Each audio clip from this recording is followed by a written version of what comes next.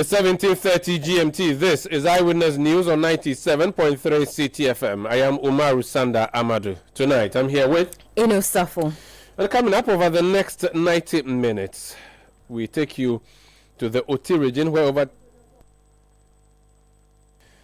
10,000 cases of typhoid fever recorded in the Oti region, throwing the region's health directorate into a state of alertness. We'll be bringing you live updates of what we know. Also coming up, Inspector General of Police visits Savannah region following death of 6 persons due to a land dispute. And later on Eyewitness News, former NPP General Secretary Kwabena Ejepong files nominations to contest as flag bearer of his party. Stay with 97.3 Citi FM for more on this and many other stories on Eyewitness News. And in business, government secures $300 million relief in IPP debt restructuring. That's from the Citi Business Desk in 50 minutes. Eyewitness News is live across Ghana on multiple platforms, including Bugli Radio 88.6 FM in Wa, in Zuarungu on WED 88.3 FM, in Yendi on Dasuma 99.1 FM, in Aflau on Holy 98.5 FM. In Somanya on Right 90.1 FM, in Kumasi on Orange 107.9 FM, in Sunyani on Greener 95.9 FM, in Takrady on Premier 100.5 FM, Beach 105.5 FM, and Sky 93.5 FM. We're live on YouTube and live on Facebook. Look for Citi FM and follow the discussion. You can also send your messages to WhatsApp 0549 986 996 0549 986 996. Alternatively, go on Twitter and mention my handle at Umaru Sanda or at Citi973. We start off with a health-related issue, and we are told that the Oti region has recorded 10,233 confirmed cases of typhoid fever in the first half of 2025 alone, and this is sparking health concerns. John Japong is the Oti Regional Minister. He's joined us on the line. Honorable, you're welcome to Eyewitness News. Hello, Minister. Good evening. Yeah, good evening. I hope Damba is doing well tonight. Yeah, why not, sir? Thank God. You're doing well, sir. How are you? I'm doing well. Thank you. This information about typhoid fever that we are receiving, what more can you tell us, please? Yeah, I hope you've heard the news already. And it is a little bit a problematic thing. It's also creating a lot of issues in Oti region. This year, the first quarter of the year, we had around 10,233, confirmed cases. This saying that about 5% of the Oti population has typhoid. That is the report we had from the environmental secretariat of the Oti region. Did you say 5%? About 5% of the Oti population. That's scary. The figures that we have. If the first quarter alone has a total of about 10,233 confirmed cases. That is like every 20 people, we have 2 people having typhoid. But the most scaring issue is that after this report, we organized a meeting, and after this report, we asked the health directorate to do a search. And the report they are even giving us now is more scary than before. The first quarter of this year alone has pushed the number from our 10,233,000 to 22,261,000 confirmed cases. And it looks like it is very prevalent in the districts that which are bordered with the Oti river. You look at Biakure, the number is high. You go to Krachi East, very high, and then Krachi West. Wherever this Oti river passes along the borders, the typhoid is very, very high.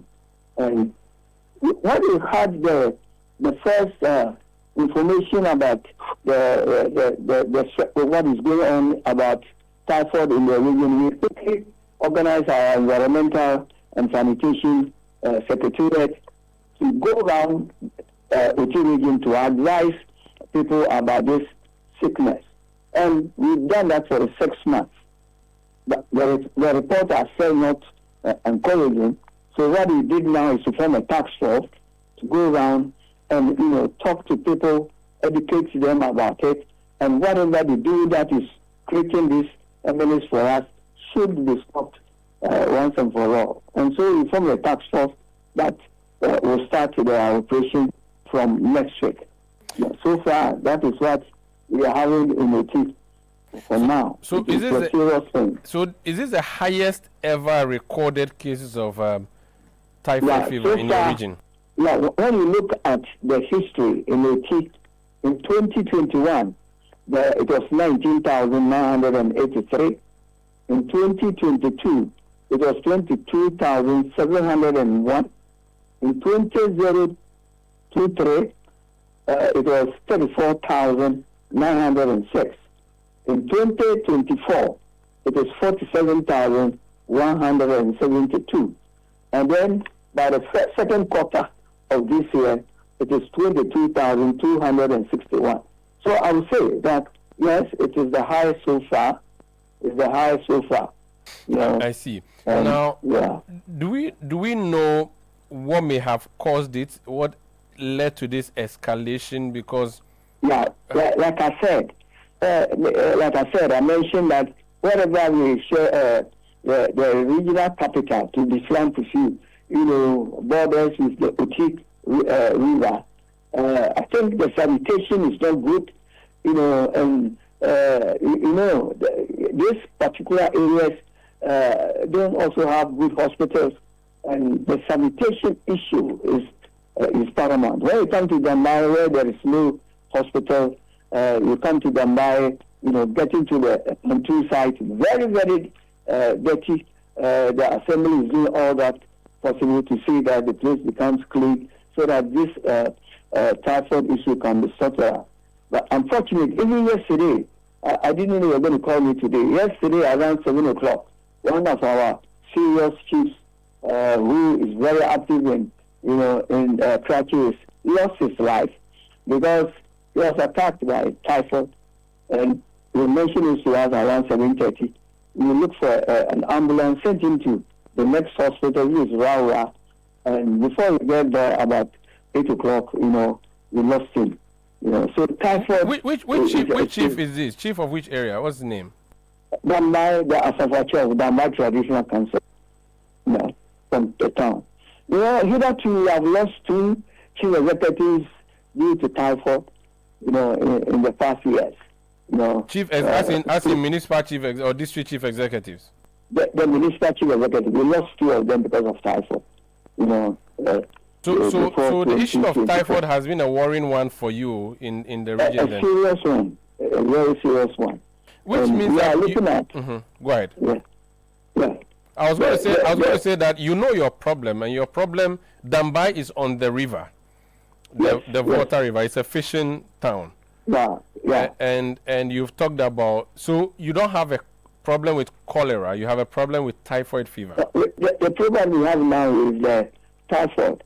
And we are also saying that, this water treatment, is so much, I think will be wanted in the areas where, these markets and these areas like Demanku, you come to Dambai. The Demanku water treatment got spoiled, and, out of the budget, the latest budget, we hear money has been allocated for the water treatment for Demanku to Paza in the northern, in Santa North.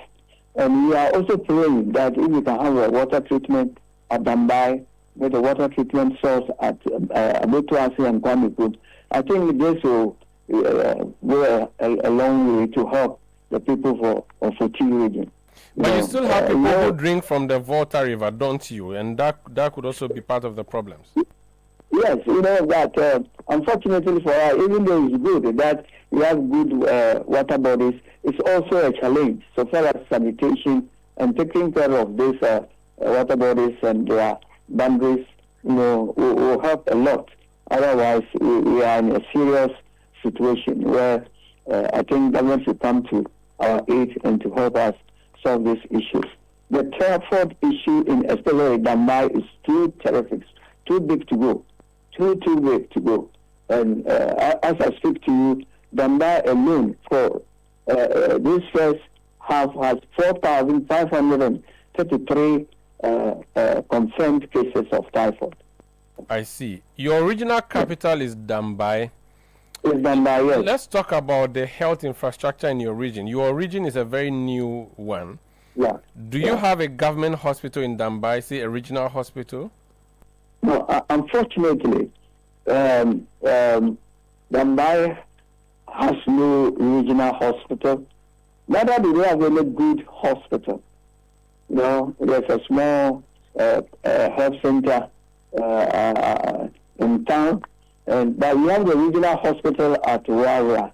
We have the regional hospital at Wawa, and that is about 55 kilometers from Dambai to the place, and that also creates a problem. So we don't have any. We have a hospital at Wawa. There's one at Jasikai. We have one at Nkwanta South. Yeah, and I think those are the ones that we have so far.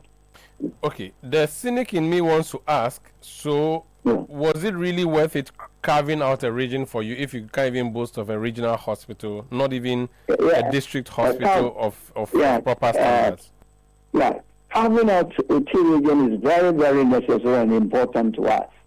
I don't think that, apart from the health issues that we have now, and which we are very confident that sooner or later it should be sorted out, I think it is very, very important. The president, in his agenda, I think has promised that there will be a hospital in each new region, a regional hospital in each new region. There will be a university in each new region, and a lot more.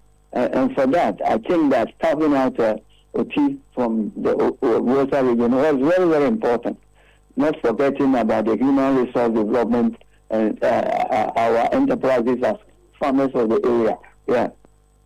Okay, so now that you have major health centers outside your regional capital, this issue of the outbreak, is it just in Dambai or is throughout the region? And if it is, how if it's out in the whole region, how are you dealing with it? So which hospitals and clinics are people attending? Are these facilities able to receive these 10,000 plus people who have issues?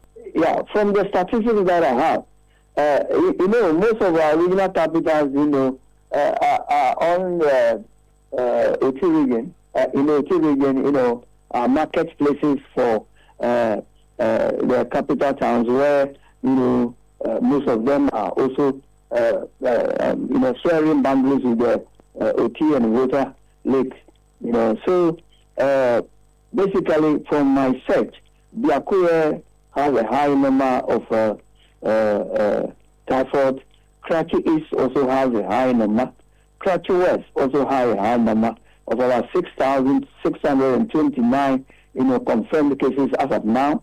And then Nkwanta North, has 1,802. Nkwanta South, that also has Kabiti as an area, a market area where we have the OT area, also has about 6,037 last year, and as of now we have 2,420 confirmed cases.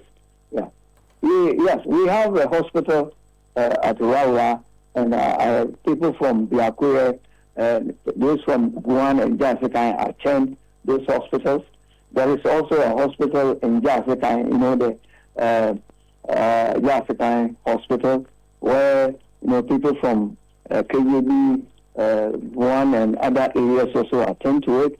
We have a hospital at Nkwanta South, where people from, again, Nkwanta North and other areas like maybe even Karachi East also attend to it.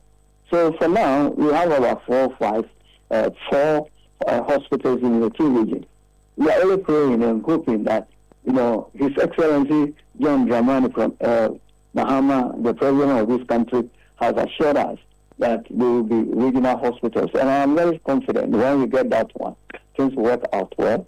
And if we also get, support, to create water systems on the areas where, the townships are very close to the rivers, I think that we'll be looking at, trying to solve the problem in a very short time. Okay. Your people are listening to you tonight on multiple platforms that carry this news. What would you say to them?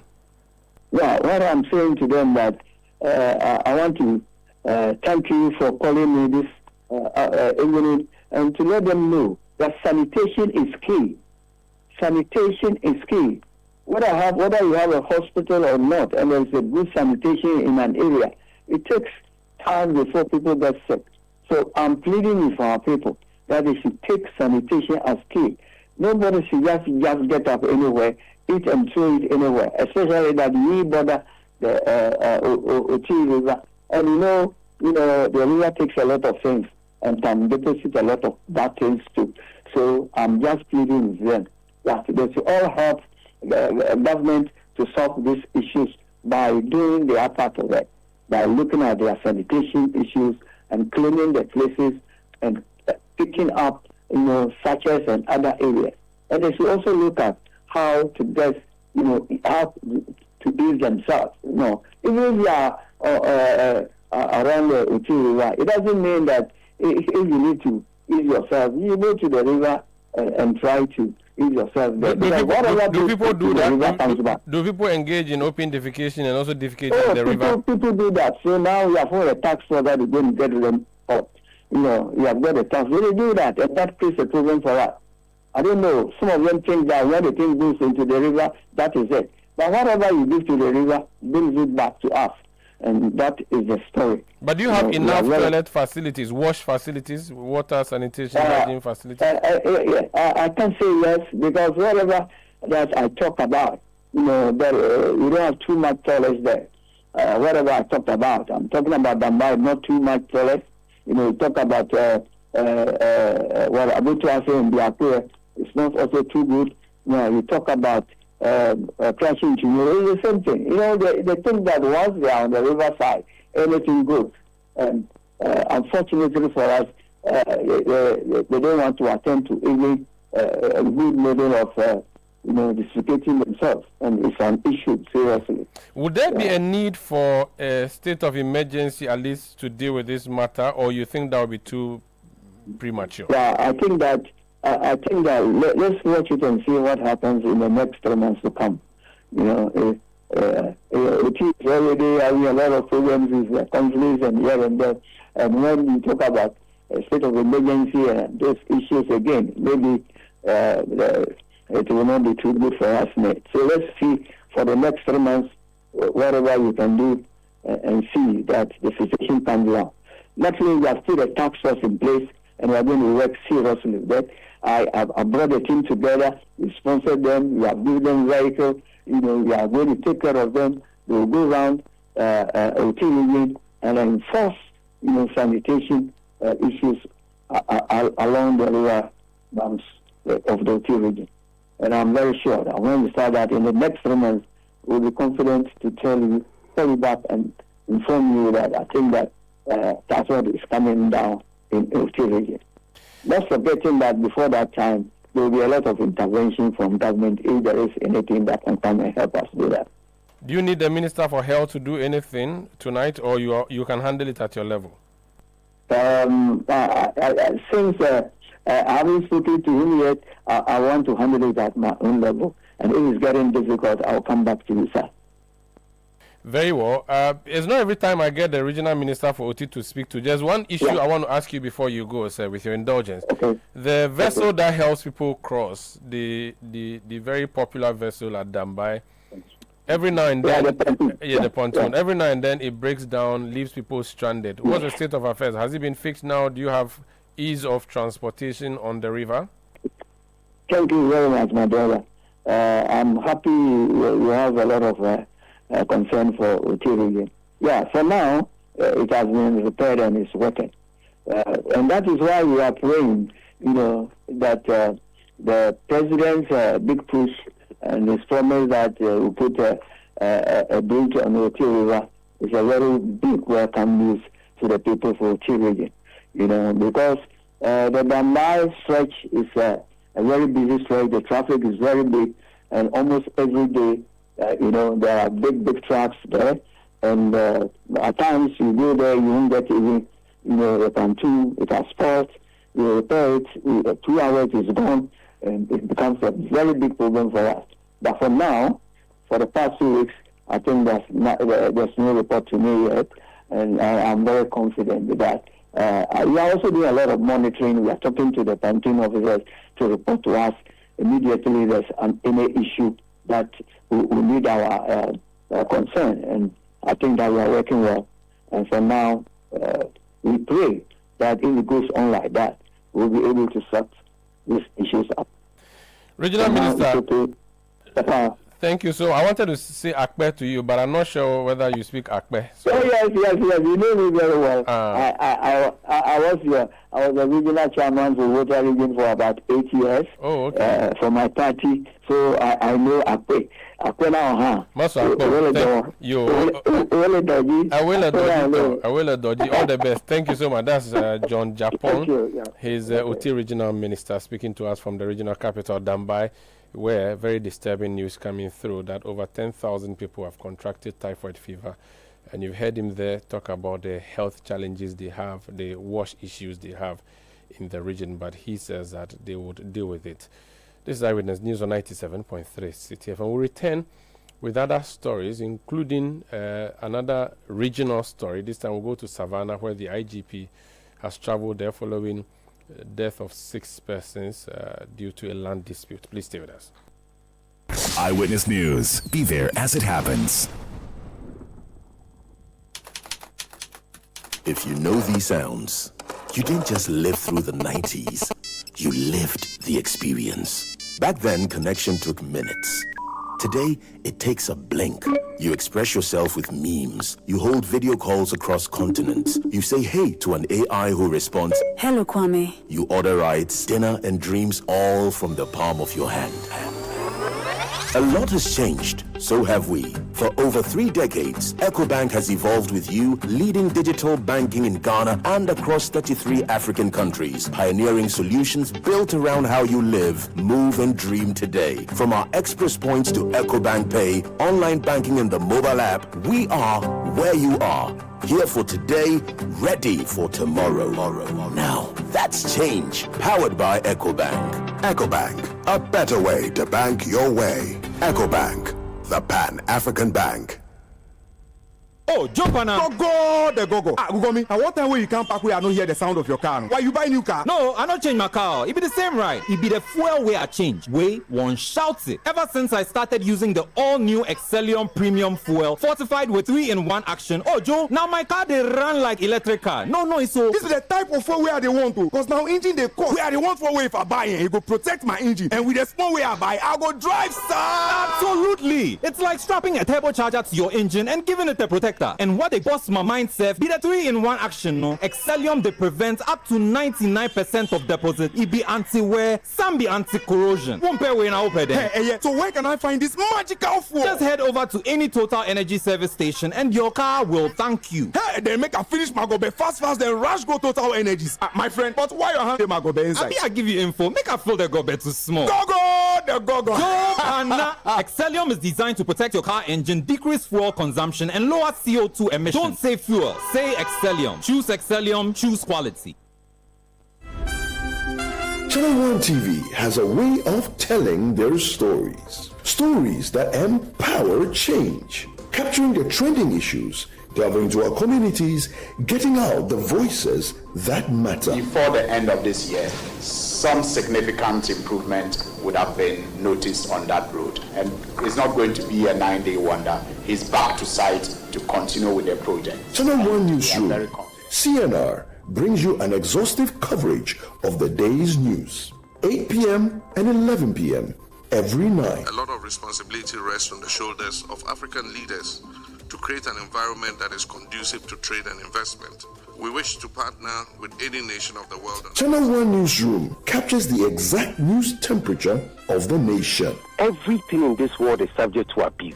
And that's why there are checks and balances. That's why you have to also go to court and do... From the northern, western, eastern, and southern parts of Ghana, Channel 1 Newsroom, CNR's got you covered. People normally enter the boats without the life jackets. We believe strongly that if they were wearing life jackets, their lives would have been saved. 8 p.m. and 11 p.m. every night. I thought I should contain myself. But he should be careful. He did not win the election on merit. The NDC won the Asokwa election by default. For whatever reason, we, the MPP, we decided to hand over power. No, later. CNR, telling your stories, empowering change. Catch CNR on Channel 1 TV at 8 p.m. and 11 p.m. every night.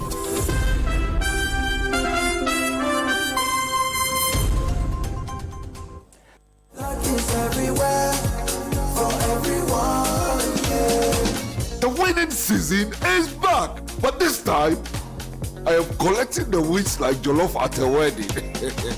The luckiest season 3 is here. Your chance to flip your luck or maybe your bank accounts too. 2 easy ways to join. Dial *712#. Hit 1 to buy for you or 2 to gift a friend. Feeling lucky? Pick 1 for a random number or hit 2 to choose your own. Pay with mobile money. Done. You're in. Or go to theluckiestafrica.com, click community tickets, choose your number or let the system do so for you. You can buy a ticket for your boo or your favorite barber. Pay with Momo or card if you're abroad. 1 ticket could turn your 1 Ghana Citi into 500 times more. And the whole community could win 10 times over. Dial *712# or log on. Let's get lucky together because luck is everywhere. Play responsibly, not for persons under 18 years. This promotion is regulated by the NLA on the Caritas platform.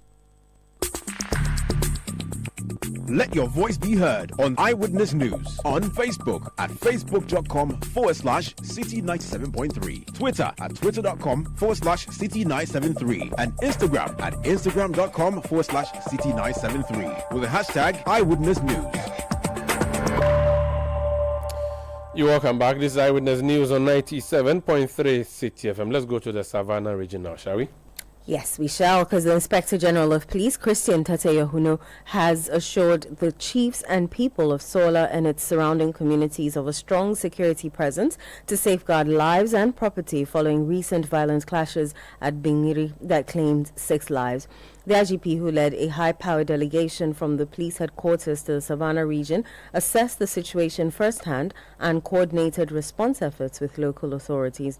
Addressing the overlord of Gunja land at the Jakpa Palace, the IGP reiterated that police reinforcement teams have been deployed to maintain law and order while restoring calm in the affected areas.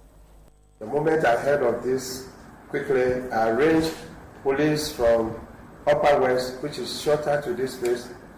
They should come with reinforcement. I also called Northfield region that they should also come with reinforcement. I called Bono region, Bono East, and called Ashanti region.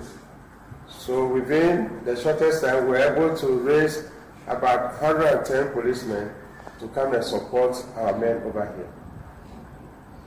We saw that the conflict was going far beyond Solar and its environs, and in so doing, we decided to increase more personnel. Luckily, too, we have our brothers from the military who are also over here.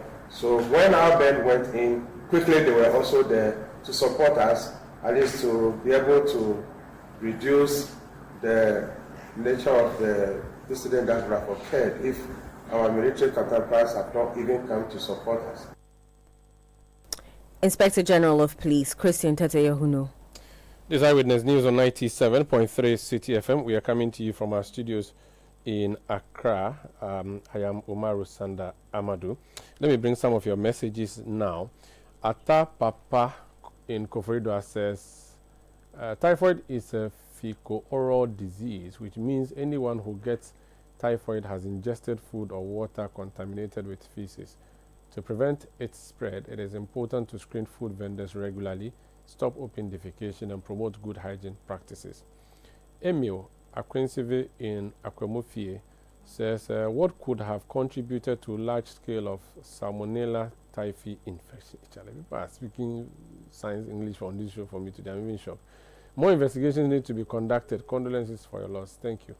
Mausi Ayebi Aista in Volta region says the Oti region is experiencing a sharp increase in typhoid cases, posing a significant health risk. We urge the Ministry of Health to respond swiftly with resources, medical personnel, and public awareness campaigns to curb the outbreak. Immediate action is crucial to safeguard our community's health. Hamdan Al Hassan in Nonyi South says, this is what happens when you have a country that only focuses on curative health. The health system is all about nurses and doctors. John Sadoboy in La says, this self-inflicted health emergency, we all have to work to ensure clean environment to avoid these needless deaths. You can also send your message 0549 986 996, 0549 986 996. And what else do we have? The disqualified parliamentary candidate for the Action People's Party in the Akwetia by-election, David Ankoma, has dismissed claims that he failed to meet his tax obligations. This follows a suit he filed at the Accra High Court seeking to halt the by-election scheduled for September 2, 2025. Speaking in an exclusive interview on Citi FM and Channel 1 TV's Akwetia Watch today, Mr. Ankoma insisted that he has consistently fulfilled his tax obligations and submitted the required documentation to the EC during his registration. He argued that the EC's reversal of his candidacy after the ballot process was unjust. I followed all the due process. No, I'm qualified. Balloting has been completed, and the EC duly confirmed me as a candidate after I went through all the required processes and qualified. However, after printing the ballot papers, the Commission requested that I submit a tax clearance certificate. At the time of filing to contest the elections, I made it clear to the Commission that I pay direct taxes, which are deducted before I even receive my monthly salary. The EC accepted my documents then. Although I had not obtained a tax clearance certificate from the GRA at that point, I submitted my payslip as proof of tax payment.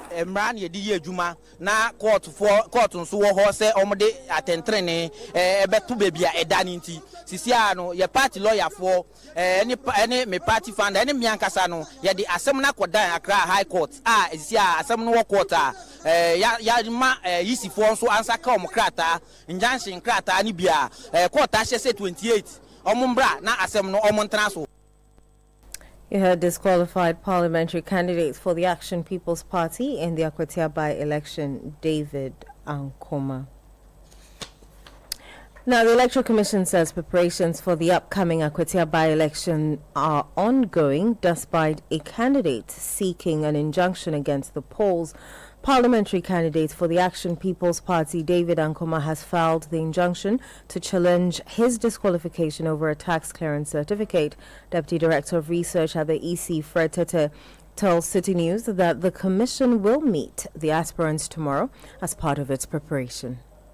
Usually when we plan to have such kind of meeting, what you're talking about is the DIPAC meeting.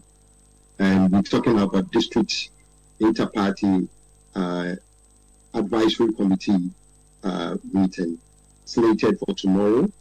And that will happen at Akwetia, specifically to outline the preparedness of the Electoral Commission to the candidates as well as the political parties. In terms of preparation, the preparation goes on irrespective of the injunction suit. We are aware, and I'm aware that the suit has been received by the Commission, and the Commission will proceed to court. But as to our preparation on the ground, the Commission has continued preparing for the Akwetia by-elections. If I may walk you through the field preparations at the moment, per the Article 1125 of the 1992 Constitution, the Commission is to organize these by-elections within 60 days after the occurrence of the vacancy. And to kickstart, usually the commission engage in stakeholder meetings, for which we had an IPAC meeting. If I could recall, that was around 28th July. Then we continue with the receipt of nominations, for which we've gone past that. At the close of the day, we received 4 nominees, for which one has an issue with the requirements, which has led to this injunction issue. On the ground itself, in Tenchenbuo, which happened to be the district name for Apitia, training has started. We train the returning officers and technicians. We are signing per the law 127, Regulation 127, 3 returning officers. We are looking at the 21 electoral areas, for which we've divided into 4. So we have 4 technicians that are going to support. In terms of register and DVD preparation, it has been done, for which those materials are going to be received very soon at the district, the constituency level. Notice of polls have been posted as I speak. Ballot papers are ready within the police armory in the Tenchenbuo District Police Command. Other arrangements like training, presiding officers and polling officials, in total 476 have been trained. The procedure training will end hopefully by Saturday. So this is the full preparation so far on the ground. And as you may know, we are looking at 52,328 meters voting within 119 polling stations. So this is the preparation that the commission has done so far. Fred Tete is Deputy Director of Research at the Electoral Commission. Now, the New Patriotic Party is raising concerns over what it calls an excessive and politically motivated security presence in the Akwatia constituency ahead of the September 2 by-election. The party argues that the heightened police deployment, including numerous checkpoints and patrols, forms part of a deliberate attempt by the ruling NDC government to intimidate voters, particularly in NPP strongholds. The Ghana Police Service has announced plans to deploy about 6,000 officers on election day to ensure peace and security. However, Deputy General Secretary of the NPP, Haruna Mohammed, says the party considers the scale of the operation and fears it could discourage voter turnout in support of their candidate, Solomon Asumadu. I think that the current activities that the police is doing, it does not seek to give security. They are seeking to intimidate and to make sure that the people in our stronghold doesn't come out to vote. A lot of barricades here and there. You don't need to just create unnecessary barricades to deter people and what have you. Movement and become very slow. Time of elections does not stay, it's not stagnant.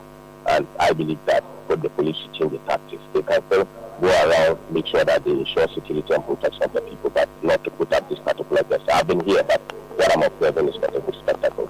The chief of staff was there, and he made sure that the people get to understand who the NDC is, because they were very dishonest in their discussion. You cannot come to tell the chief that you need 3 of them to come to Jubilee House before you'll be able to have a discussion on the development of the community, let's say, in Akwatia. You heard Deputy General Secretary of the New Patriotic Party, Haruna Mohammed. Eyewitness News. Be there as it happens. Fun fact, did you know that most frogs can leap more than 20 times their body length? Yup, magical. Now just imagine your business with that kind of reach. Take that leap with Frog. Frog is a bulk SMS, voice messaging, and IVR from Wiggle. User-friendly, fast, and reliable.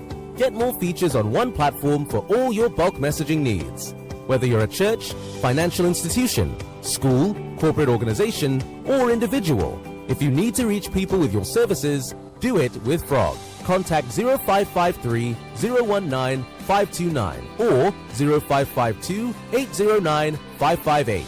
Speak to us at www.wiggle.com.gh. Frog, a leap into greatness. Oh, Oh, jump on now. Go. Gugomi, and what time will you come back where I don't hear the sound of your car? Why you buy new car? No, I don't change my car. It be the same, right? It be the fuel way I change. Way one shouts it. Ever since I started using the all-new Excellium Premium Fuel, fortified with 3-in-1 action. Oh, Joe, now my car they run like electric car. No, so this is the type of fuel where they want to. Because now engine they cost where they want for way if I buy it, it go protect my engine. And with the small way I buy, I go drive, sir. Absolutely. It's like strapping a turbocharger to your engine and giving it a protector. And what they boss my mindset be the 3-in-1 action, no? Excellium they prevent up to 99% of deposit. It be anti-wear, some be anti-corrosion. One pair way now open there. Hey, so where can I find this magical fuel? Just head over to any Total Energy service station and your car will thank you. Hey, then make a finish my go be fast, then rush go Total Energies. My friend, but why you hand my go be inside? I give you info. Make a fill the go be too small. Go. Excellium is designed to protect your car engine, decrease fuel consumption, and lower CO2 emissions. Don't say fuel, say Excellium. Choose Excellium, choose quality.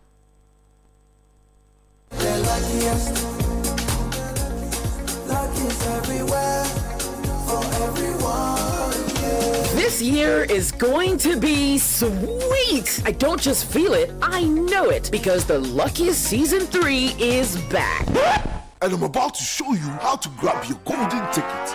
Just dial *712# and follow the prompts to purchase your ticket. Or go to theluckiestafrica.com, hit community tickets, and pick your lucky number. Or let the system do its magic. Choose how much you want to spend from 1 to 5,000 Ghana cedis. You can even buy a ticket for someone else. Be someone's hero. Payment? Easy. Mobile money in Ghana or card if you're international.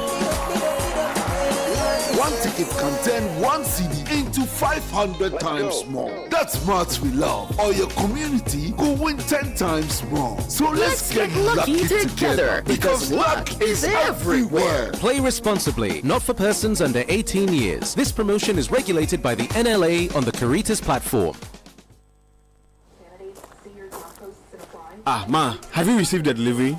See, the rider's bay. Send in the momo. Okay, *176. Power. Don't you use a smartphone? Use a momo app, ne? Huh? App. Hey, I want to say a millennium, say millennial. In oh, millennium for ya nyazi. Switch to the app. Or you're smart and know you're secure. Enter a world of possibilities with the Momo app. Pay your favorite merchant, pay utility bills, and borrow from our wide range of lending services. Move to the app side today. MTN. Let your voice be heard on Eyewitness News on Facebook at facebook.com/Citi97.3, Twitter at twitter.com/Citi973, and Instagram at instagram.com/Citi973 with the hashtag Eyewitness News. You're welcome back. This is Eyewitness News on 97.3 Citi FM. There's some news coming through from the Ghana Police Service, which I'm going to just quickly read for you here on Eyewitness News, and it has to do with the Ablekuma North election rerun. The police service has issued a statement through the Regional Public Affairs Directorate, and it says the Accra Regional Police Command wishes to update the public that 8 accused persons have been arraigned before the Circuit Court in Accra today. The accused persons are connected with violent incidents during the Ablekuma North parliamentary rerun held on Friday, 11th July 2025. The accused persons are Mohammed Abubakari, 32, a private security officer, Tijani Mahmoud, 38, a driver, Prince Jakpasu, 39, a businessman, Anas Mohammed, 42, an estate developer, Mohammed Hamda, 35, a mechanic, Dakun Otibu Samuel, 33, a businessman, Musa Muntari, 46, a station manager, and Ali Said alias Bomba, 43, a businessman. All 8 accused persons pleaded guilty to charges of conspiracy to commit crime, to wit, assault and assault, contrary to sections 23(1) and 84 of the Criminal Offences Act 1960, Act 29. The case has been adjourned to 29th August 2025, and each accused person was granted bail in the sum of 80,000 Ghana cedis with one surety. The Accra Regional Police Command reiterates its commitment to ensuring justice and maintaining peace and order. So this is signed by Ms. Juliana Obing, Superintendent, Head of Public Affairs, Accra Regional Police Command. So another development, this is what the police have said, but I'm just seeing a report by the Ghana News Agency which is suggesting that they have been convicted on their own plea and they would be sentenced on Friday. This is Eyewitness News on 97.3 Citi FM, and that story relates to what happened during the Ablekuma North election rerun. Let's talk now about other politics, the NPP politics. And the man who served as secretary in the Kufuor government, secretary to the president, or press secretary rather, who later became general secretary of the New Patriotic Party, Kwabena Ejepong, has today filed nomination to contest as flag bearer of the New Patriotic Party. His spokesperson is Ofosu Asamoah. He's joined us on the line. You're welcome to Eyewitness News, sir. Thank you, Zander. Just to be sure, you are the same Ofosu Asamoah who used to head the NLC and used to be a member of parliament? Yes, I'm the same Ofosu Asamoah who was the executive secretary of the National Labour Commission between 2017 to 2025. I was a member of parliament from 2001 to 2017. I was a minister between 2007 and 2009. I see. That is me. That's good. Why have you joined Kwabena Ejepong? Why do you think he will make a better leader of the NPP? Oh, I've always been with Kwabena, except that when he lost his destiny to be the flag bearer the last time, we all joined the winner, which was Dr. Bawumia. The new era has started. He has once again rekindled his vision to be a flag bearer. So I just went along with him because I believe in him. What about him do you believe? What does he bring to the table? Oh, Kwabena is a man of integrity. I mean, he's a man of integrity. He's a man you can trust. He's a man who delivers on his word and delivers on his mission. Anything that is given to him, he does it well. He sacrifices. He is not too much, concerned about what he gives for himself, but ready to sacrifice and serve the country. He started the party with him. In the early days when it was Dankwa Buzia, later becoming the NPP. I've known him from the time in my university days. And wherever he has served to, he has served himself well. He served as a spokesperson, the press secretary to the president, that is President Kufuor. And he did it with excellence to the extent that at the end of the day, when he left office, he was given one of the highest honors in Ghana, that is the national honors. He worked with the Ghana Institute of Engineers as an executive director. He left a mark there. And later he was honored by the National Institute of the Engineers, becoming the executive secretary of becoming the general secretary of the New Patriotic Party too. His administration, being short, was one of the best. And even when he left office, after he was suspended from the party, he still committed himself to the cause of the party, believing in what the NPP can do. Joined the campaign team of Nana Akufo-Addo.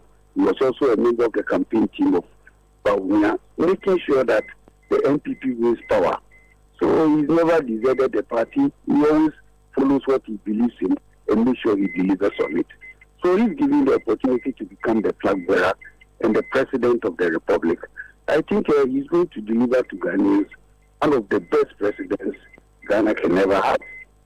And having worked in the presidency with President Kufuor for well over 6 years, I think he's gathered very good experience. As press secretary and spokesperson to the president, he was part of almost every meeting that the president held and knew everything that the president was doing. So he has gathered, a lot of experience combined with his knowledge and dedication to the party and the service of Ghana. I think he will make a good president. But let's look at the road to becoming a president. He first needs to win his party's nomination. He started this since 2007. Why is he still continuing, considering that the numbers have not been that favorable? I mean, the last primaries being an example. He didn't do well. So why is he still going at it? It's the same group of delegates, isn't it? Yes, you see, it's not the same delegates that vote at all times. He had his first bid in 2007. At a time when none of the current contestants had even dreamed of becoming president. Is that not a message in itself that perhaps it's time for him to hang his flag bearership campaign boots? Unfortunately, no. He started at that time, but he did not. It was not an annual affair. He had the first bid, the second, and this is the third. So I don't think that it's anything that he's not the first to have tried 3 times. So I don't think that it's a good reason for which he should abandon. Perhaps this is the time. He's still young, except that he may have started pursuing his vision earlier than one would have thought. So it's not time to abandon it. It's just about the other candidates. Perhaps only older than Brian. That's all. Well, so what next? After filing the nominations, what next? Yes, now the nomination has been filed. It tells you that he's now in the race.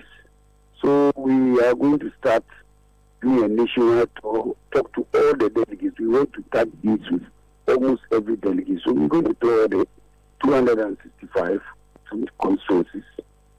I mean, to sell ourselves and our message to them, and if they buy into, vote for us to elect us as the flag bearer and possibly become the president after the 2028 elections. I've heard some party members say that, considering the work he has done for the party, he was a general secretary, was removed under some curious circumstances, he is returned to the party. There's an opening for chairmanship of the party, and that he would make a fine chairman. In fact, there are some other, I'm told, meetings where he went to, and some of the party officers said, no, go for the position of chairmanship. What does your campaign think of that? Why is he not going for that? Does he think it's a lesser position? You see, sometimes we ask the question, why would he want him as the chairman of the party? Because we know that at the moment the party is not in good standing, as one would have envisaged. So they want a stronger general secretary or a stronger chairman to put it in shape, to enable it, bring out a candidate and produce a president. Without a strong party, you will not be able to produce a president. So if they find some good in him, that he is able to put the party on a sound footing, then to produce a candidate or a president to put the nation, Ghana's economy and other problems on a sound footing, then he should be an able person to rule the country as well. I don't think that his knowledge, experience, and abilities are limited to building a party alone.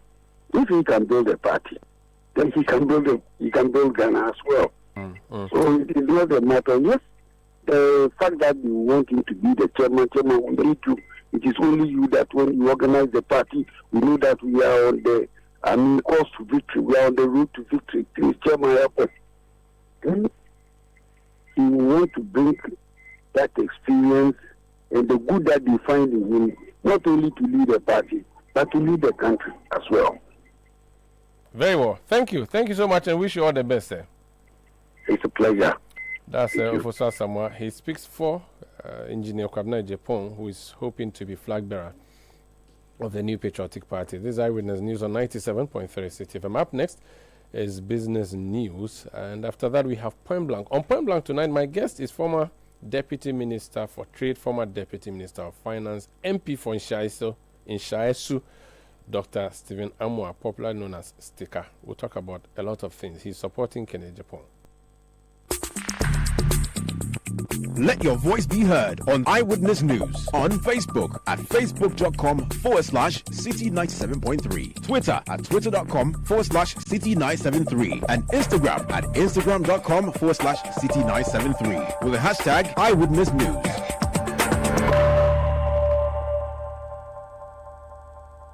Get the details. Every significant financial transaction, every market movement, and all the policies that affect your business. Citi Business News. Be informed. Time now for Citi Business News on Eyewitness News. I am Eno Safo. Let's settle for the details. Government will save about $300 million following successful renegotiations with independent power producers, reducing the sector's debt stock from $1.5 billion to $1.2 billion. The development was disclosed by Ben Boakye, Executive Director of the Africa Center for Energy Policy, who serves on the committee that led to restructuring talks. Speaking to the media on the sidelines of the Future of Energy conference hosted by ASEP, he explained that the process was carefully designed to ease the financial burden on government while maintaining investor confidence in the power sector. One of the jobs has been to look at the IPPs, engage them in good faith negotiations on their outstanding debt. I mean, the commitment of government is to be able to treat the debt that we have it, then be able to structure a payment mechanism to deal with the outstanding debt. What we have done so far is to agree with a lot of the IPPs on a structure of payment, averagely 4 years to 5 years payment plan to be able to amortize the debt, and also in return get some concession from them. I must say that the IPPs have been very magnanimous, even though we have a binding contract and agreements with them. They've been magnanimous to give us some haircut, which I'm sure the minister would announce at some point. But we are just happy to help, as we always do, to make the power sector sustainable. We're looking close to about $300 million on the debt, and also over $1 billion in future payments. Ben Boakye is Executive Director of the Africa Center for Energy Policy. Meanwhile, Energy and Green Transition Minister John Jinapor has disclosed that Ghana is exploring a barter arrangement with Nigeria under which electricity exports would be exchanged for gas supplies. The Ghana Nuclear Power Program for nuclear energy as a reliable base is also on the table. Regional power integration to deepen our participation in the West African power pool to strengthen resilience and cost effectiveness is also witnessing significant to Togo. We supply power to Burkina, we supply power to Cote d'Ivoire, and we intend extending to other neighboring countries. We also supply power to Benin. And so in the spirit of that cooperation, we believe that we can work together, and we take gas from Nigeria. And so what Ghana does is that we take the gas from Nigeria, we generate power and re-export. And we are in discussions with Nigeria to see if we can have a barter where we take their gas, convert it to power, and export the power to Nigeria in the spirit of West African cooperation. Energy and Green Transition Minister John Jinapor. The Ghana Revenue Authority has assured of relentless efforts to recover debts owed it by state institutions. According to the 2024 Auditor General's report, 9 institutions owe a total of 47 million Ghana cedis in unpaid taxes as at the end of 2023.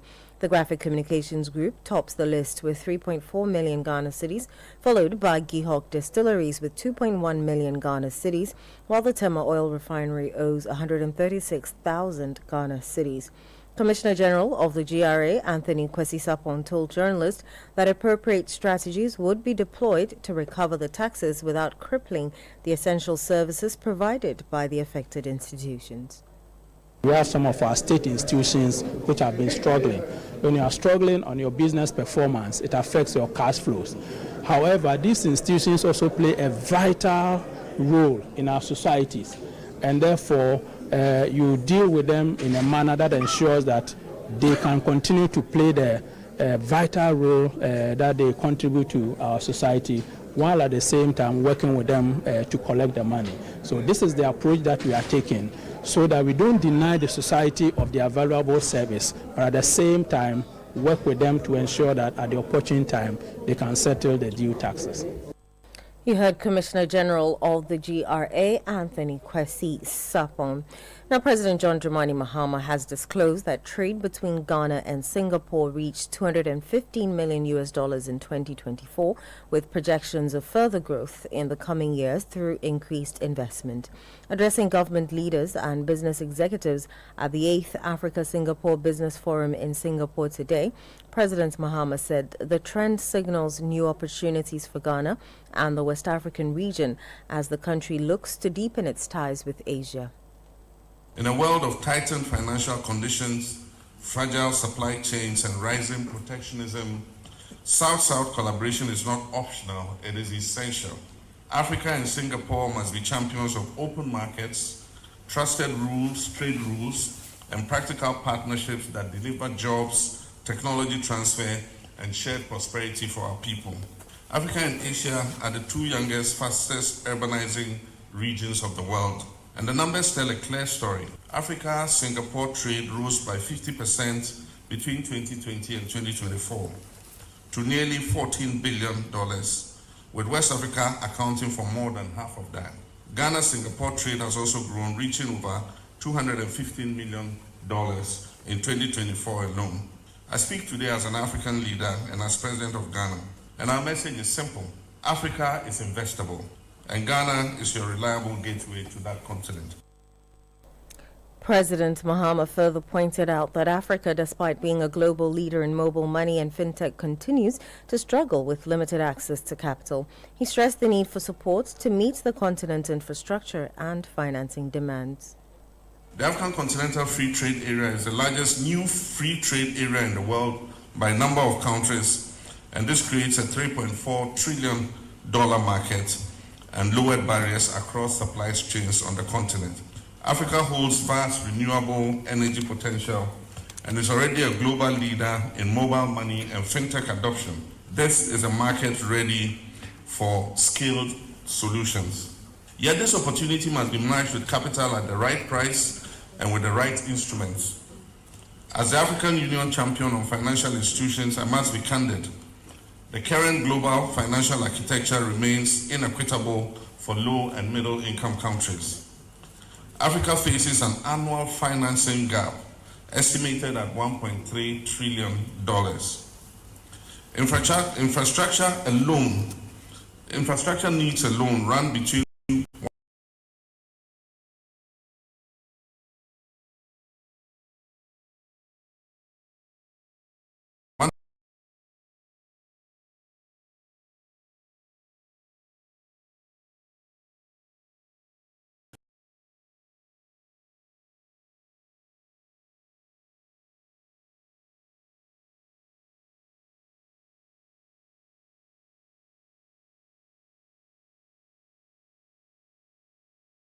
speaking at the reopening of the market in Accra. This market is more than a place of trade. It is the life and heart of trade, business, and commerce in Accra. So today we salute you for your resilience. We salute you for refusing to be defeated after the January 2nd events. We salute you for choosing to rebuild Katamanto and keeping the hope of the 30,000 traders alive. The reopening of Katamanto market marked the beginning of a new, stronger, and safer chapter of Katamanto and all who depend on Katamanto. His Excellency John Dramani Mahama and all of us personally pledge our support. You heard Deputy Chief of Staff Nana Oye Bampo Ado there. And that's all for City Business News on Eyewitness News. I am Inu Safo. Up next is Point Blank. Let your voice be heard on Eyewitness News on Facebook at facebook.com/Citi97.3, Twitter at twitter.com/Citi973, and Instagram at instagram.com/Citi973 with the hashtag Eyewitness News. Like a fiesta on my side, I'm all wrapped up, and all I think about is my pay. I get classic, I get bloated, I get stronger, also fruity. Golf goes slow, not to take me longer. Skin to skin, no. All I need is my extra thing. Doing so big, so go for the glow up and keep the vibe 100 with more party plans. Fiesta, wrap it up. Wrap it up with Fiesta condoms. Comes in 9 different variants to spice up your game. Available in any pharmacy near you. Prevents STIs and unintended pregnancy when used correctly. This advert is FDA approved. Wrap it up. family's health should never be a worry, no matter where you are in the world. Are you a Ghanaian in the diaspora, a foreign resident in Ghana, or a Ghanaian looking for the perfect health insurance plan for yourself or your family in Ghana? Then the Apex Ebusiapa health cover is what you need. A comprehensive health insurance plan to protect your loved ones. From hospital stays to life-saving treatments, we ensure quality healthcare at an affordable cost. Apex Ebusiapa health cover. You don't just send love home, you secure it. Visit Apex Health Insurance at Zion House, Boundary Road, Shashi East Legon, or call 0540-128-256 or 0501-683912. Apex Ebusiapa Health Plan. Global love, local care. Are you feeling tired after a hard day's work? Have you lost your appetite even for your favorite dish? Viral Blood Tonic is a nutritionally balanced, pleasant-tasting tonic fortified with iron and vitamins to boost your appetite and energy levels for high performance. Viral Blood Tonic, easy to take and good for the family. Viral from Danex Iting Starwin PLC. If symptoms persist after 48 hours, consult a physician. This advert is FDA approved. Announcing Ghana's first unlimited photocopier leasing. Yes, from just 983 Ghana cedis, you can lease a multifunctional photocopier and print unlimited. Yes, unlimited and free paper every month. Guess what? That's not all. Toners, repairs, and maintenance all are free. And oh, I'm not kidding at all. And we cover the whole country. Yes, the whole country. What are you waiting for? Just visit us at www.valexlease.com or call 0244-644048. I repeat, or call 0244-644048. Remember, terms and conditions apply. Valex Lease, affordable document management solutions. Channel 1 TV has a way of telling their stories. Stories that empower change, capturing the trending issues, delving into our communities, getting out the voices that matter. Before the end of this year, some significant improvement would have been noticed on that road. And it's not going to be a 9-day wonder. He's back to site to continue with the project. Channel 1 Newsroom, CNR, brings you an exhaustive coverage of the day's news. 8 p.m. and 11 p.m. every night. A lot of responsibility rests on the shoulders of African leaders to create an environment that is conducive to trade and investment. We wish to partner with any nation of the world. Channel 1 Newsroom captures the exact news temperature of the nation. Everything in this world is subject to abuse. And that's why there are checks and balances. That's why you have to also go to court and do... From the northern, western, eastern, and southern parts of Ghana, Channel 1 Newsroom, CNR's got you covered. People normally enter the boats without the life jackets. We believe strongly that if they were wearing life jackets, their lives would have been saved. 8 p.m. and 11 p.m. every night. I thought I should contain myself. But he should be careful. He did not win the election on merit. The NDC won the Asokwa election by default. For whatever reason, we, the MPP, we decided to hand over power. CNR, telling your stories, empowering change. Catch CNR on Channel 1 TV at 8 p.m. and 11 p.m. every night.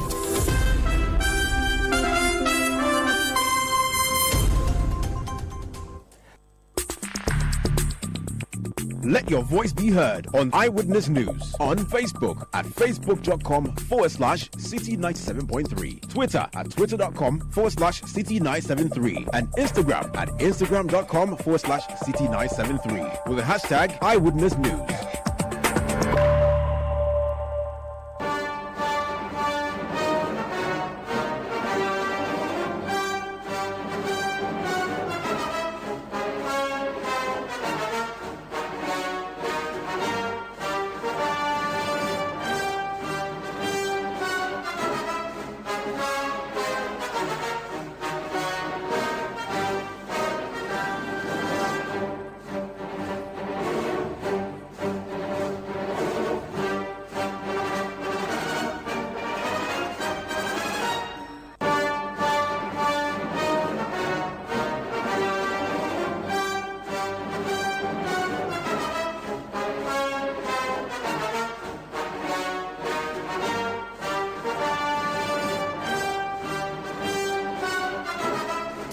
Hello and welcome to Point Blank on Eyewitness News.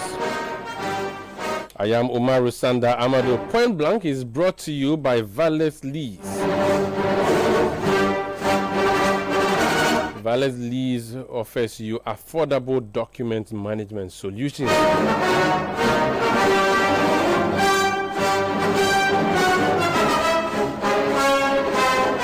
On Point Blank tonight, we're talking about the new patriotic party, we're talking about parliament, and we are talking about Inshiaiso.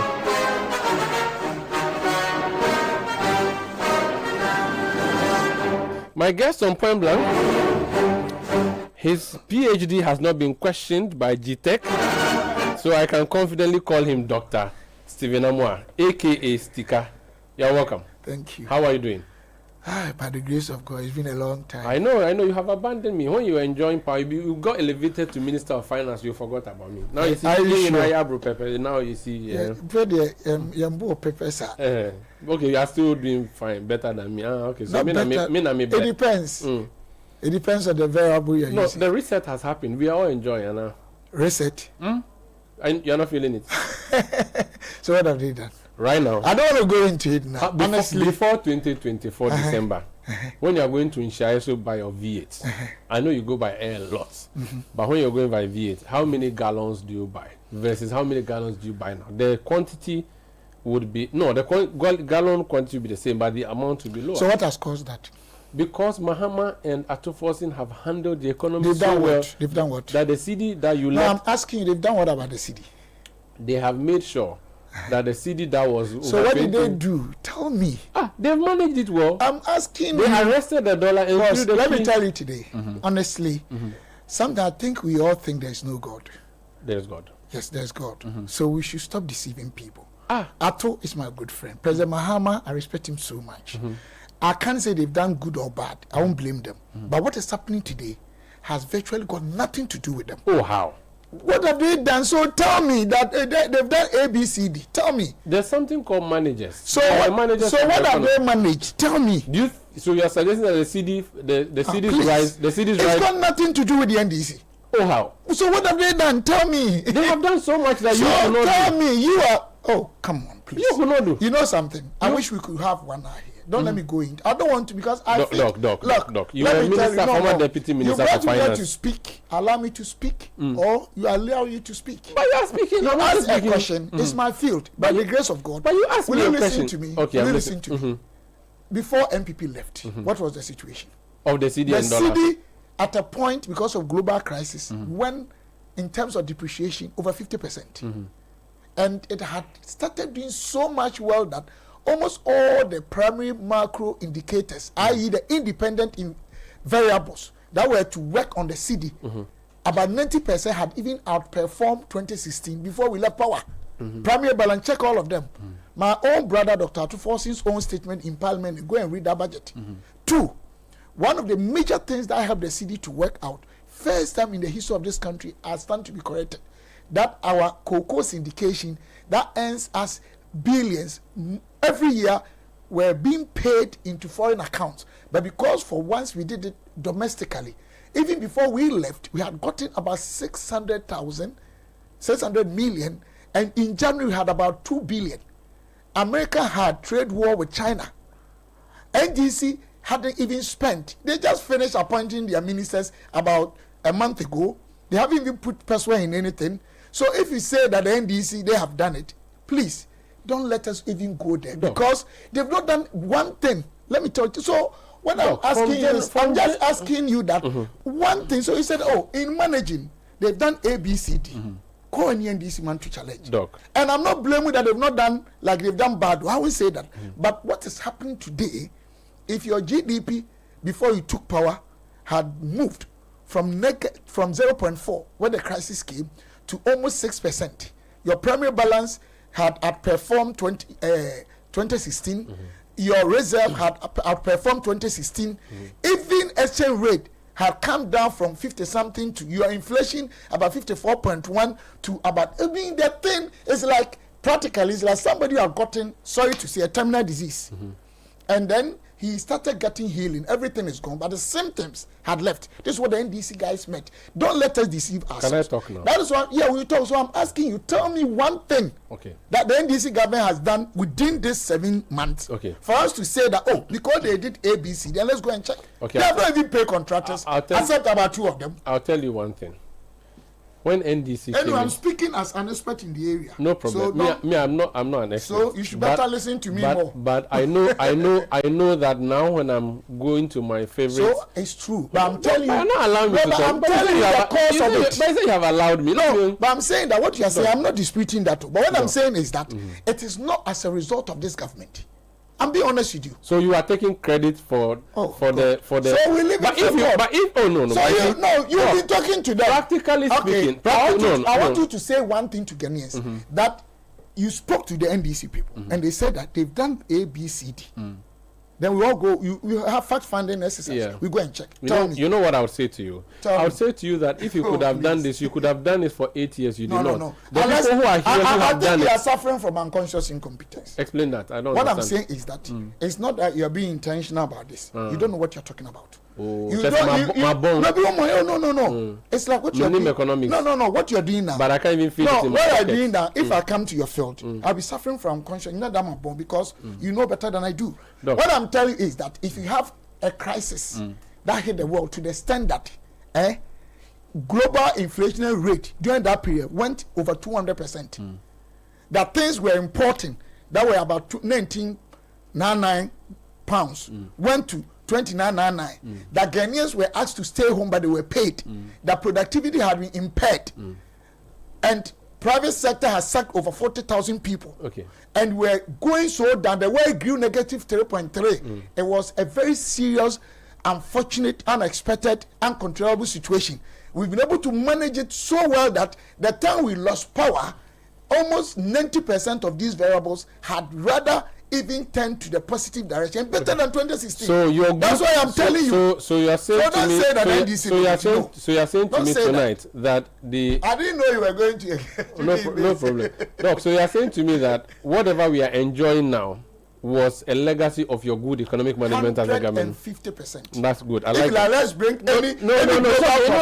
I'm proceeding. Okay, thank you. If that is the case, and the man who chaired your economic committee is Dr. Mahmoud Bawumia, why are you not supporting him into 2028 elections? I don't think I have questioned the competence of Dr. Mahmoud Bawumia before. Never. So why not supporting him? Issue is if he delivered this economic success that you are saying we should not give credit to John Mahama and Ato Forson. So my issue is about the high probability of MPP winning or losing election 2028. But why would it's not about competence. Why would MPP highly lose under a very competent economic manager who has given us our petrol coming down from Ghanaians, our petrol brings our petrol to 10 cities according to you. Because the time Ghanaians were voting, they had not started. Look, it's like I said, you didn't want to listen to me. It's like, God forbid, I'm using myself. Good, I'll be happy. Yeah, God forbid. If I had a terminal disease that was dying, my hands became pale. I couldn't eat for 3 months. My eyes, everything. Now they determined I was taking good care of a good doctor. The disease, the infection, everything is gone. But it had to take some time for me to come back to my normal color, those things.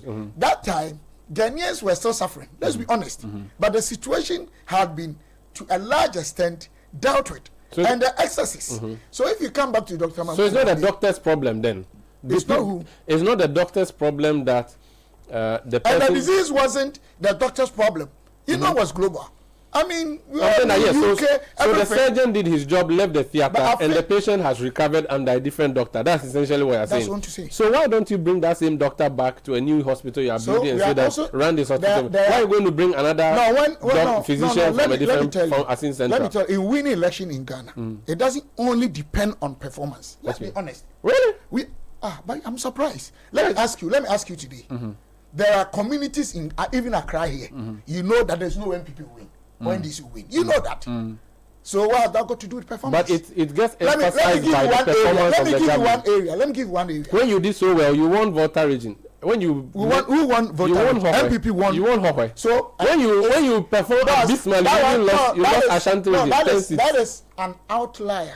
How many seats did you win in Volta region that time? One. So exactly. So you can't say that we did. But now you have even lost your own region, Ashanti. We didn't lose Ashanti. Oh, we lost like 10 seats. Oh. So it means we lost Ashanti region. That's a big lose. So a big lose doesn't mean we lost Ashanti region. I think your position. NDC has won almost 10 constituencies in Ashanti region. It's not the only performance. I'll be honest with you. No, it was West. I'm saying that it's not only performance that people vote on. So what do people vote in Aswasi? Have you ever won before? No. So you mean that we had never performed before? Maybe you have not performed. Please. In Aswasi. In the northern regions, how many times MPP win? Why is it that we have a country that we all go to church, we go to the mosque, we read Bible and Quran, but when it comes to the truth, we want to go around it. Some of us, it's our problem. People will continue to insult us. We don't care. Once we are left between us and our God, we speak the truth. Okay. What I'm saying is that voting in Ghana does not necessarily, because something degree of integration when you're analyzing independent variables and dependent variables. So winning election is dependent variable. There are a number of variables, factors that will actually impact. They have correlation in different degrees when it comes to, and most of them do not necessarily mean you have performed well or not. I'm being honest with you. Okay. There are so many factors. We have geographical voting. Now, if you even mention other variables, they change the story. I don't want to go in there, but which variable? There's no point. I will not do it. Are you talking about religion? I have not said that. You can say that because not that I'm afraid of, but I just don't want unscrupulous people to begin to read different meanings. Of all the variables, which one do you think contributed the most to the MPP's defeat last year? I think MPP one, the global crisis, the economy played a major role. The same economy that you are saying we should give credit to you for. Okay, next. Are you following me? I'm following you. The economy got Ghanaians into a very bad situation. When we recovered, they didn't care. The impact of it had not been fully felt. Okay. I mean, that's can one. You be a good listener and stop changing the stories? Because I said this. So that's one. Let's all be fair to variable. the people who are hearing us. There are so many other variables that because of the way people misconstrue and change the stories, the next day they do fake code cards, other people attack. I'm not going to go in there. I've been doing politics for almost 30 years.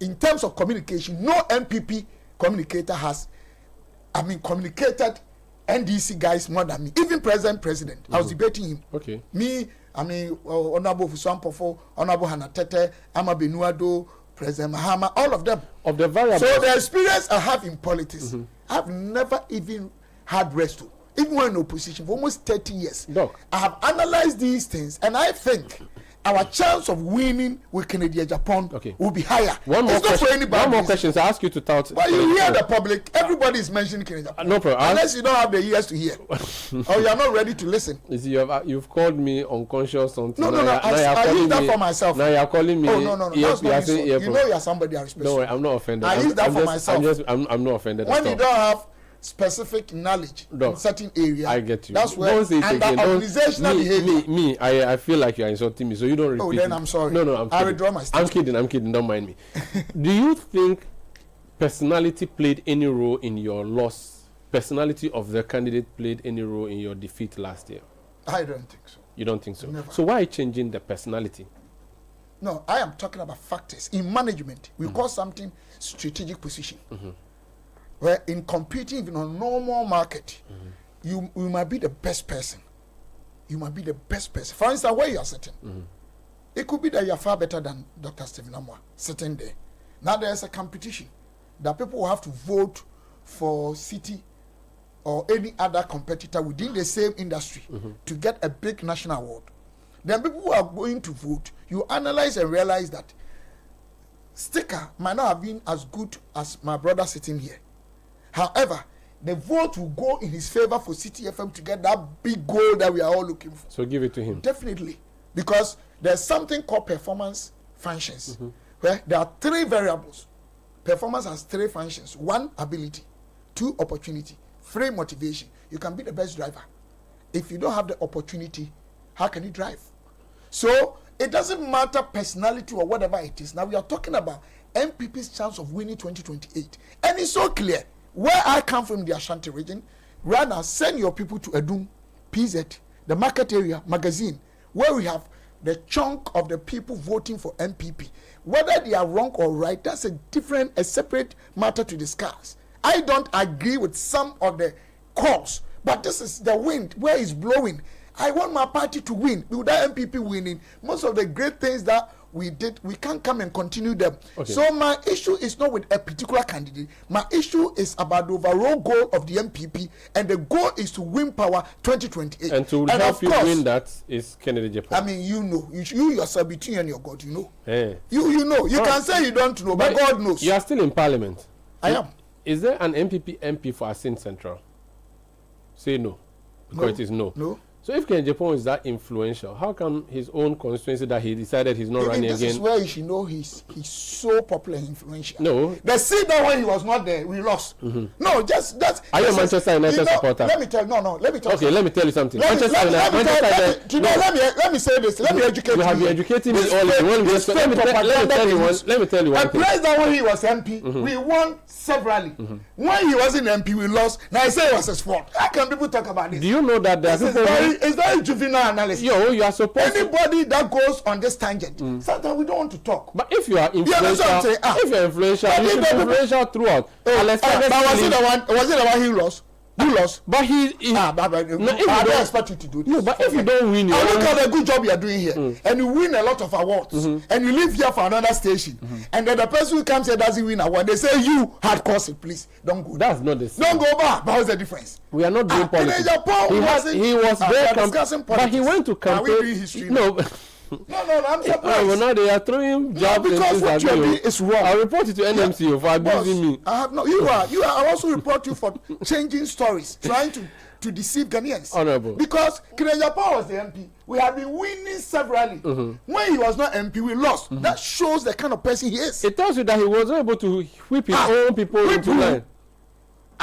The people loved him more. It means that anytime you place Kinejapa anywhere, we stand a chance of getting victory. Okay, one more question on Kennedy Japan. So unless you put him before MPP people 2 years ago. They didn't vote for him. They rejected him. If he was that popular and he's the guy everybody's talking about, why didn't he win the last time? Can you allow me to answer you? Of course. I'll finish. He was not win the last time. Government machinery was not supporting him. We all knew this is a fact. I didn't see any one MP. I'm saying myself, I could be wrong, publicly campaigning and supporting Kennedy Japan. Even in Ashanti region, I didn't see one constituency that you will get even two executives publicly working for him. He had 37.4%. Now go and check Ashanti region. The whole of Ashanti region, coordinators Kennedy Japan have that publicly they are working for him.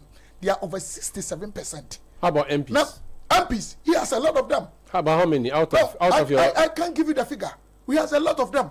But what I'm saying is that he doesn't have more MPs than maybe Dr. Mahmoud Bawumia. I didn't want to mention them for people to trace it. It's fine. He doesn't have more than that, but he has a lot of them. And the polling station agents and the coordinators who form about 80% or 90% of those going to vote, Kennedy Japan is the most popular among them than any candidate. Okay. Look, this election, unless there's something that I have never dreamt of, with my experience in politics, Kennedy, he has already won. It doesn't matter. Last question before we leave. And MPP will win if he wins 2020. Our chance will be brighter. I wouldn't say 100%. Okay. Of course, there could be margin. Okay. It doesn't mean other candidates can never win. I will never say that. Okay. But on a scale of probability, Kennedy is now. Look, Ecclesia says that there's time for everything. This time, it's about Kennedy. He's the Joshua. Okay. He is taking MPP to the. It's Kennedy's time. Last question before we leave. What would you say to people who say, those of you who served in government with Dr. Mahmoud Bawumia, especially those of you who are on the finance side of things, you are traitors for refusing to support him into this race? What would you say to that? For not choosing not supporting Dr. Bawumia, considering that you people work together with the economy, you saw all the challenges. You're talking about. You were deputy finance minister. I'm not the only one. I know that. I know. Dr. Sibe Yabua, Abina. That's what I'm saying. Dr. Ampabin. All the finance people. You knew this problem the man went through. So I'm saying that. What would you say to people who say you are traitors for not supporting him? If our reason had been that Dr. Mahmoud Bawumia is not competent, Dr. Mahmoud Bawumia didn't do well, he as a person, then yes. But we are not saying he's the factor. We are talking about strategic position. Okay. The surrounding factors, the dynamics are not. It's very unfair. I think he's a victim of circumstances. Okay. I think so, and I love him so much. I can never speak. So give him another chance. What I'm saying, the chance that I think we may stay in opposition. You cannot sacrifice the entire country for one person. That is my analysis. Very well. I could be wrong, but talking about respect for him, talking about loving him, appreciating who he is and what he is. I mean, of course, you know it. I mean, he's a great person. He's such a great, wonderful person, very affable. But what I'm saying is that now, if we are talking about the outcry of Ghanaians, and you know about 609,000 students at the tertiary level complete school every year, within that period of graduation, only 10% gets job to do. And look at Kennedy Japan.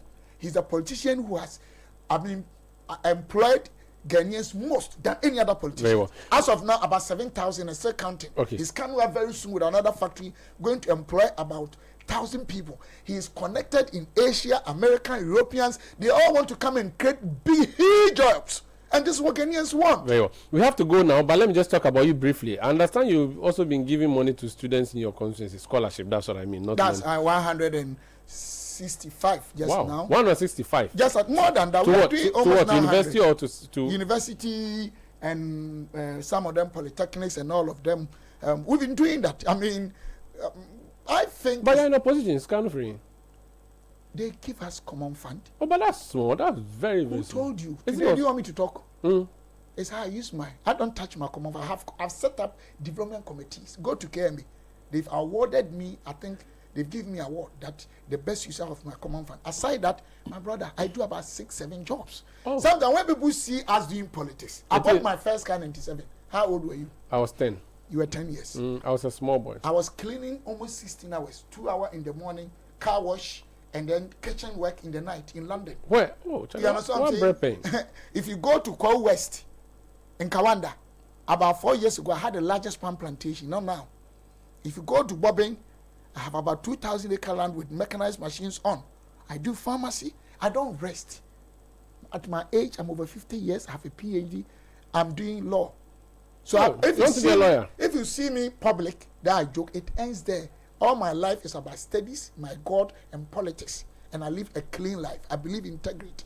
It's not about the fake news out there. It's not about the propaganda. I believe in God. Because the Bible says that lazy hands make a man poor. Proverbs 10:4, but diligent hands.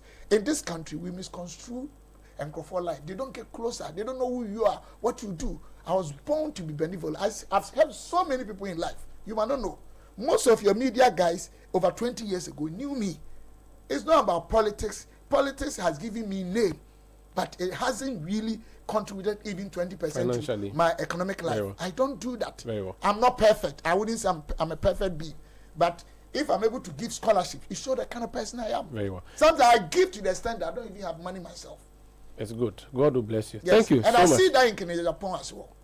Thank you so much for speaking to us. It's a big pleasure for having me here. I wish you all the best. It's not my fault. But thank you, my brother. You started on a very hot note. You came to you came to Jojo me. You accused me of unconscious something. No. I also use that for myself. I said that where you sit. I can also be described as someone suffering from unconscious incompetence. You know, let me end with this. It's very educating. Okay. Distortion of public information and organizational behavior and strategic management. We have 3 forms. The one you call intellectual dishonesty. Somebody knows, but he thinks the recipients do not know, so they want to lie to them. They have the second one that you display your ego trips. You know, have people in society that whether they know or they don't know, they want people to hear their voices. And then the third one is suffering from unconscious incompetence. What it is that they themselves don't know, they don't know, because it's not their field. It's not an insult. So that's the third one applies for you and me. If it comes to my failed you, if it comes to your failed me, so it's not only you. And then all these 3 things. You come to a man's studio and oh, you're my brother. No, you insulting myself. You see, all these 3 things, that no matter the effort you put in, it ends in flossinopilification.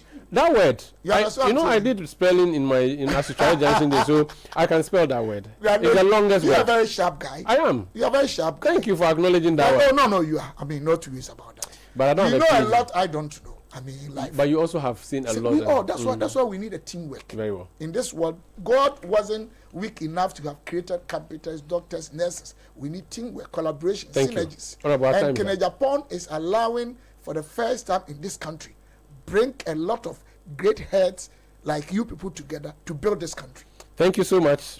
When you said great heads, the mischief in me wanted to talk about the size of your head, but I've changed. Oh, my head is big. And then somebody put on social media that this guy, only big English, your head is like 1814 iron. And the person put the iron with the charcoal in it. Then I went to respond, but you are right. And the guy said, this man, no, he's crazy. Oh, but thank you so much. That's Honorable Dr. Stephen Amwa. He's MPP Member of Parliament for Nshaiso, former Deputy Minister, speaking to us. That would be it for Point Blank tonight, brought to you by Valles Lease Equipment Limited. Valles Lease, affordable document management solution. They should stop doing what? Worrying. What are they worrying about? They went to buy Lamborghini on the street. You said you went to clean cars in London, and can you buy Lamborghini on the street? Maybe ignorance. He did not know. So maybe I'm not saying. But the way they you said you are reading law. Are you in the LLB level? LLB. Have they taught you what is called buyer beware? Oh, of course. Okay. So you know buyer beware. And then you cannot say that. I think even sales of goods. Sales of goods act, yes. So but if you are talking about law, how come that in this country, this maxim about equity, equality, equity is equality, is not applying? That people insult the president, which was wrong. They have to be arrested. But you're talking about Section 96 of Act 30, talking about 48 hours. You're talking about Article 1434, that also talks about 48 hours and reasonable time period within which one has to be tried. The law is and the law. Young poor girls have been kept with the police and the security for almost 3 weeks. The law is the law. Please. Good night. Please. And that is why we should also look at the fact that when it comes to the law, he who comes to equity must come with clear hands, and justice must be for all. You have learnt your. No, God has blessed me. Thank you.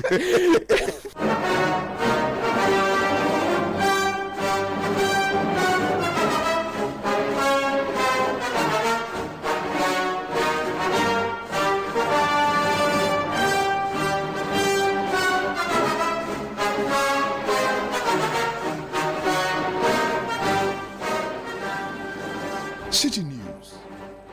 Citi News. We speak first. Reach our hotline on 0302 224959 and get interactive on Facebook, Citi 97.3 FM, and on Twitter at Citi 973.